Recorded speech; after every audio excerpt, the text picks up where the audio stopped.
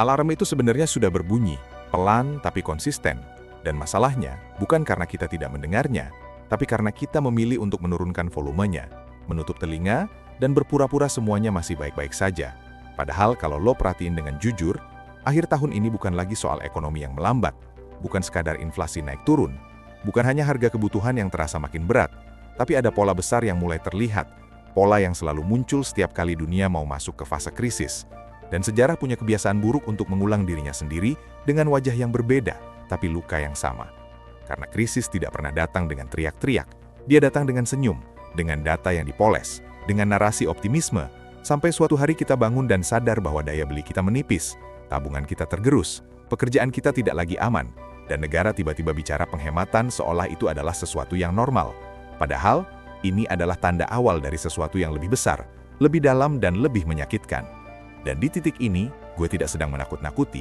Gue cuma mengajak lo dan kita semua untuk berhenti pura-pura tuli terhadap alarm yang sudah berbunyi sejak sekarang. Kita hidup di zaman yang aneh, di mana berita buruk dibungkus dengan kata-kata positif dan resiko besar dijual sebagai peluang emas.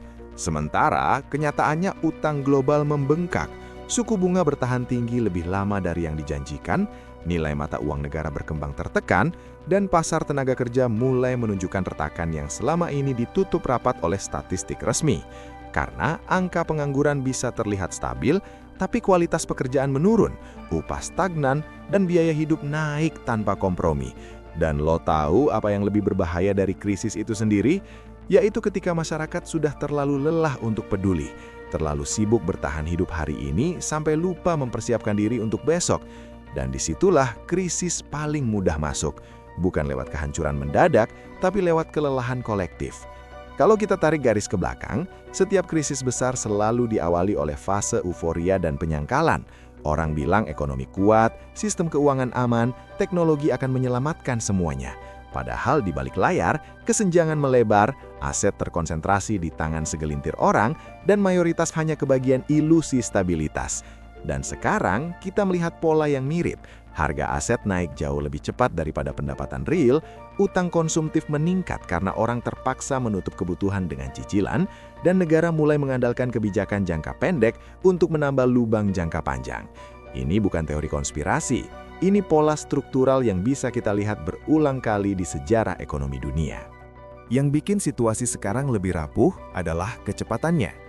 Krisis dulu butuh waktu bertahun-tahun untuk menyebar. Sekarang cukup hitungan bulan, bahkan minggu. Karena sistem keuangan saling terhubung, sentimen bergerak lebih cepat dari logika, dan kepanikan lebih viral daripada klarifikasi. Dan ketika kepercayaan hilang, tidak ada kebijakan yang bisa langsung mengembalikannya. Karena kepercayaan itu seperti kaca, sekali retak tetap terlihat meskipun sudah direkatkan. Dan disinilah kita harus jujur. 2026 bukan sekadar angka di kalender, tapi fase. Fase di mana tekanan yang dikumpulkan bertahun-tahun mulai mencari jalan keluar. Lo mungkin bertanya dalam hati, kenapa harus khawatir sekarang? Kenapa bukan nanti saja? Dan jawabannya sederhana, tapi tidak nyaman. Karena persiapan selalu terasa berlebihan sebelum krisis datang, dan selalu terasa terlambat setelah krisis menghantam. Orang yang selamat bukan yang paling pintar membaca berita, tapi yang paling cepat menerima kenyataan bahwa dunia tidak selalu bergerak ke arah yang lebih baik. Kadang dia bergerak ke arah yang lebih keras, dan tugas kita bukan mengeluh, tapi menyesuaikan diri tanpa kehilangan akal sehat. Di banyak negara, tanda-tandanya sudah jelas. Belanja publik mulai ditekan, subsidi dipangkas dengan alasan efisiensi, pajak dibicarakan dengan bahasa halus, dan masyarakat diminta lebih mandiri. Padahal itu sering berarti satu hal, beban dialihkan ke individu. Dan ketika negara mengencangkan ikat pinggang, rakyat biasanya diminta menahan napas. Dan ini bukan tuduhan, ini realitas kebijakan di masa tekanan fiskal. Dan kita perlu melihatnya apa adanya, tanpa drama, tanpa panik, tapi juga tanpa ilusi. Yang sering dilupakan adalah bahwa krisis bukan hanya soal uang, tapi soal mental, soal cara berpikir, soal keputusan kecil yang kita ambil setiap hari. Apakah kita terus hidup dari gaji ke gaji tanpa cadangan? Apakah kita menggantungkan rasa aman pada satu sumber penghasilan? Apakah kita menunda belajar hal baru karena merasa masih aman?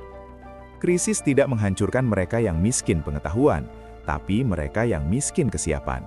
Dan kesiapan itu dibangun jauh sebelum keadaan memburuk.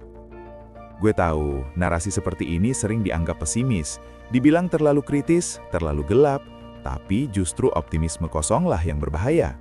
Optimisme yang meninabobokan, yang membuat kita merasa aman padahal lantai di bawah kaki kita mulai retak. Dan bersikap waspada bukan berarti takut. Sama seperti menutup pintu rumah di malam hari bukan berarti kita paranoid, tapi kita paham resiko itu ada, dan kita memilih untuk tidak ceroboh. 2026 bukan akhir dunia, bukan kiamat ekonomi, tapi bisa menjadi titik uji. Uji bagi sistem, uji bagi negara, dan yang paling penting, uji bagi individu. Apakah kita hanya jadi penonton yang marah di media sosial, atau jadi orang yang pelan-pelan memperkuat posisi diri sendiri? Karena dalam krisis, tidak semua orang jatuh bersamaan. Ada yang jatuh, ada yang bertahan, dan ada juga yang justru naik karena mereka siap ketika yang lain panik. Kita sering lupa bahwa ketenangan adalah aset langka di masa krisis. Orang yang bisa berpikir jernih ketika yang lain panik punya keunggulan besar. Dan ketenangan itu tidak datang tiba-tiba. Dia datang dari pemahaman, dari kesadaran bahwa dunia memang siklikal, naik dan turun. Dan tugas kita bukan melawan siklus, tapi menavigasinya dengan kepala dingin, dengan ekspektasi realistis, dan dengan keputusan yang tidak reaktif. Kalau lo dengar narasi ini sampai titik ini, artinya lo peduli. Dan kepedulian adalah langkah awal yang penting. Bukan untuk menjadi takut, tapi untuk menjadi sadar. Karena kesadaran mengubah cara kita melihat uang, pekerjaan, waktu, dan pilihan hidup. Kita jadi lebih hati-hati, lebih selektif, dan lebih menghargai stabilitas daripada sekadar gaya hidup.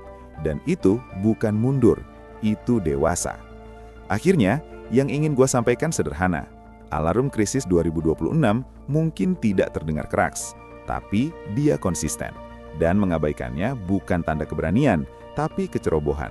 Sementara mendengarkannya, mencerna dengan tenang dan bersiap dengan logika adalah bentuk tanggung jawab terhadap diri sendiri dan orang-orang yang kita sayangi. Dan apapun yang akan terjadi ke depan, kita selalu punya pilihan untuk tidak menjadi korban pasif, tapi individu yang sadar, adaptif, dan tetap manusiawi di tengah tekanan. Kalau lo merasa narasi ini relevan, kalau lo ngerasa ada potongan realitas yang nyentuh, gua harap lo bisa bantu menyebarkannya. Bukan untuk menakut-nakuti, tapi untuk membuka mata lebih banyak orang. Dan kalau lo pengen terus dapat obrolan kritis, reflektif, dan jujur soal ekonomi, kehidupan, dan masa depan, jangan lupa buat like, share, dan subscribe, karena di tengah dunia yang makin bising, kita semua butuh ruang untuk berpikir lebih tenang, lebih sadar, dan lebih siap menghadapi apapun yang datang.